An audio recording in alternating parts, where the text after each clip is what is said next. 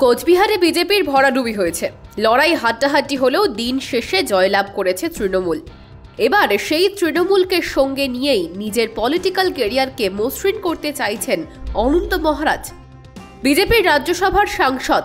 কিন্তু এই মুহূর্তে অনন্ত মহারাজের যা মতিগতি তা দেখে মনে হচ্ছে না খুব বেশি দিন আর অনন্ত মহারাজকে হাতে পদ্মফুল ধরে বসে থাকতে দেখা যাবে। তবে আজ যে টান টান উত্তেজনা লক্ষ্য করা গেল কোচবিহারে, তারপর বিজেপি যে অনন্ত মহারাজের ব্যবহারকে খুব একটা সোজা চোখে দেখবেন না সেটা বলাই যায়। কেন? তিনি বিজেপির রাজ্যসভার সাংসদ। এদিকে মদনমোহন মন্দিরে পুজো দিয়ে যেই মুখ্যমন্ত্রী মমতা বন্দ্যোপাধ্যায়ের গাড়ি পৌঁছয় চকচকার দিকে, তখন মমতাকে অভ্যর্থনা জানানোর জন্য একেবারে বাড়ির বাইরে দাঁড়িয়েছিলেন অনন্ত মহারাজ। মমতা পৌঁছতেই অনন্ত মহারাজ ছুট দিলেন। তারপরই মমতার গলায় পরিয়ে দেন রাজবংশী উত্তরীয়, আর সঙ্গে দিলেন রাজবংশীদের বিখ্যাত গুয়া পান। কিন্তু হঠাৎ কেন মেঘের আড়াল থেকে অকস্মাৎ প্রকাশ্যে আজকের মিডিয়া ট্রেন্ডিংয়ে চলে এলেন অনন্ত মহারাজ? আসলে 2022 সালের দিকে যদি তাকানো যায়, তখন দেখতে পাওয়া যাবে যে অনন্ত মহারাজকে যে মঞ্চে মমতার সঙ্গে দেখা গিয়েছে, আবার সেই মঞ্চেই দেখা করেছেন নিশীথ প্রামাণিকের সঙ্গে। তৃণমূলের শীর্ষ মাথারা অনন্তর এই খামখেয়ালি মনোভাবকে ভালোভাবে নেয়নি। তারপরই বিজেপির মাথারা অনন্ত মহারাজকে রাজ্যসভায় পাঠানোর প্রস্তাব রাখেন। বলা হয়, অনন্ত মহারাজকে রাজ্যসভায় পাঠানোর পিছনে অন্যতম কারিগর ছিলেন স্বয়ং নিশীথ প্রামাণিক। মুশকিল হয়, রাজ্যসভার সাংসদে গিয়েও অনন্ত মহারাজের কাছে বিজেপির টিউনিং যে দুর্দান্ত হয়েছিল এমনটা নয়। মাঝে মধ্যেই বেসুরো বাজত অনন্ত বিজেপির সম্পর্ক। তারপর অবশ্য একটু নিজেকে গুটিয়ে নিয়েছিলেন অনন্ত মহারাজ। এদিকে ধূপগুড়ির আসন বিজেপি অনন্ত মহারাজকে নামিয়ে হাতছাড়া করে ফেলে। ধূপগুড়ি উপনির্বাচনে তৃণমূল বিজেপির বেলুনটি ভাসিয়ে দেয়, বিজেপির ধস নামে সেখানে। ফলে বিজেপির সঙ্গে আরও দূরত্ব তৈরি হয়ে যায় অনন্ত মহারাজের। আমরা সকলেই জানি যে কোচবিহার লোকসভা কেন্দ্রটি জয় করার জন্য তৃণমূল কোনো রকম কসুর করেনি। এদিকে বিজেপির সঙ্গে দূরত্ব বৃদ্ধি, বারবার বনিবনা না হবার কারণে বিজেপির সঙ্গে কাজ এবং সম্পর্ক ভোঁতা হবার পুরো ফায়দা নেয় তৃণমূল। ভোট বাক্সে তার প্রতিফলন ঘটে। ঘরে ঘরে জোড়া ফুল বিজেপি প্রায় নির্মূল হয়। হ্যাঁ, এটা ঠিক যে কোচবিহারের আসন ধরবার জন্য একেবারে আদা জল খেয়ে নেমে পড়ে তৃণমূল।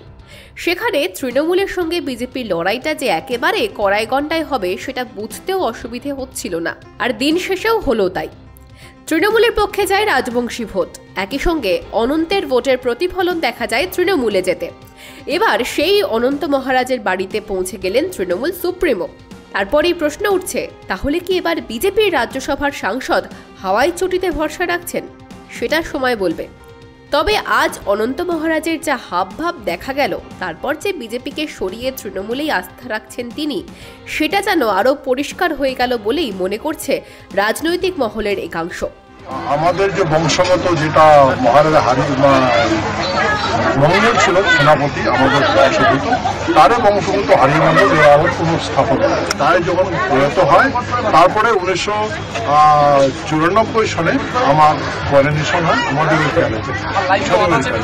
তখন তো এখানকার লোক আমাকে এই গ্রুপে দেখে। তো সেটা আমি সেই কথা বলবো যে আমি এই বংশের থেকে আসছি। বর্তমানে আমার উনির সাথে তো প্রথম যোগাযোগ হলো বিশ্বমাবী চিলারের জন্মজয়ন্তী। উনি এখানে আসছেন, আর আজকে উনি আমার বাড়িতে আসছেন।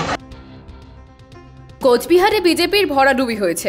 লড়াই হাড্ডাহাড্ডি হলেও দিন শেষে জয়লাভ করেছে তৃণমূল।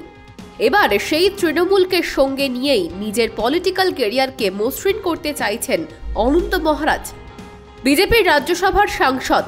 কিন্তু এই মুহূর্তে অনন্ত মহারাজের যা মতিগতি তা দেখে মনে হচ্ছে না খুব বেশি দিন আর অনন্ত মহারাজকে হাতে পদ্মফুল ধরে বসে থাকতে দেখা যাবে।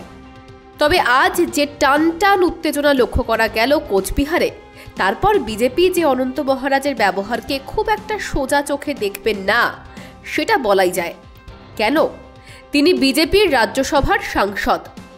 এদিকে মদনমোহন মন্দিরে পুজো দিয়ে যেই মুখ্যমন্ত্রী মমতা বন্দ্যোপাধ্যায়ের গাড়ি পৌঁছয় চকচকার দিকে, তখন মমতাকে অভ্যর্থনা জানানোর জন্য একেবারে বাড়ির বাইরে দাঁড়িয়েছিলেন অনন্ত মহারাজ। মমতা পৌঁছতেই অনন্ত মহারাজ ছুট দিলেন। তারপরই মমতার গলায় পরিয়ে দেন রাজবংশী উত্তরীয়, আর সঙ্গে দিলেন রাজবংশীদের বিখ্যাত গুয়া পান। কিন্তু হঠাৎ কেন মেঘের আড়াল থেকে অকস্মাৎ প্রকাশ্যে আজকের মিডিয়া ট্রেন্ডিংয়ে চলে এলেন অনন্ত মহারাজ?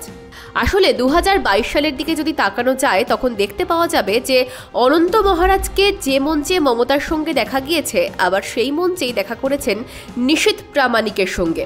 তৃণমূলের শীর্ষ মাথারা অনন্তর এই খামখেয়ালি মনোভাবকে ভালোভাবে নেয়নি। তারপরই বিজেপির মাথারা অনন্ত মহারাজকে রাজ্যসভায় পাঠানোর প্রস্তাব রাখেন। বলা হয় অনন্ত মহারাজকে রাজ্যসভায় পাঠানোর পিছনে অন্যতম কারিগর ছিলেন স্বয়ং নিশীথ প্রামাণিক। মুশকিল হয় রাজ্যসভার সাংসদে গিয়েও অনন্ত মহারাজের কাছে বিজেপির টিউনিং যে দুর্দান্ত হয়েছিল এমনটা নয়। মাঝে মধ্যেই বেসুরো বাজত অনন্ত বিজেপির সম্পর্ক। তারপর অবশ্য একটু নিজেকে গুটিয়ে নিয়েছিলেন অনন্ত মহারাজ। এদিকে ধূপগুড়ির আসন বিজেপি অনন্ত মহারাজকে নামিয়ে হাতছাড়া করে ফেলে। ধূপগুড়ি উপনির্বাচনে তৃণমূল বিজেপির বেলুনটি ভাসিয়ে দেয়, বিজেপির ধস নামে সেখানে। ফলে বিজেপির সঙ্গে আরও দূরত্ব তৈরি হয়ে যায় অনন্ত মহারাজের।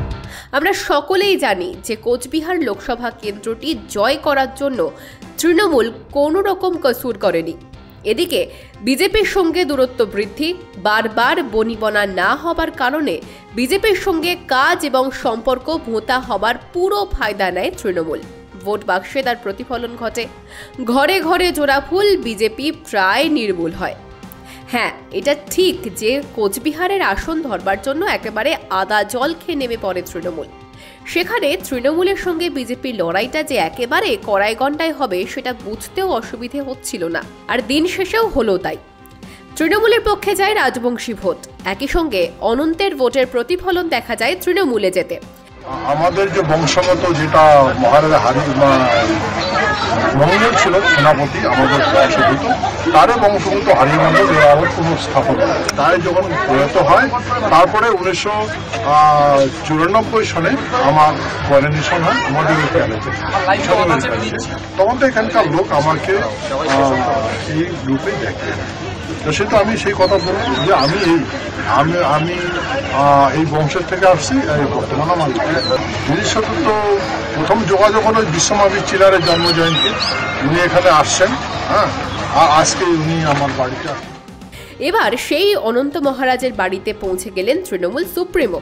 তারপরেই প্রশ্ন উঠছে, তাহলে কি এবার বিজেপির রাজ্যসভার সাংসদ হাওয়াই চটিতে ভরসা রাখছেন? সেটা সময় বলবে। তবে আজ অনন্ত মহারাজের যা হাবভাব দেখা গেল, তারপর যে বিজেপিকে সরিয়ে তৃণমূলেই আস্থা রাখছেন তিনি, সেটা যেন আরও পরিষ্কার হয়ে গেল বলেই মনে করছে রাজনৈতিক মহলের একাংশ। আপনারা কি মনে করেন জানান কমেন্ট বক্সে। সঙ্গে দেখতে থাকুন বিজনেস প্রাইম নিউজ। জীবন হোক অর্থবহ।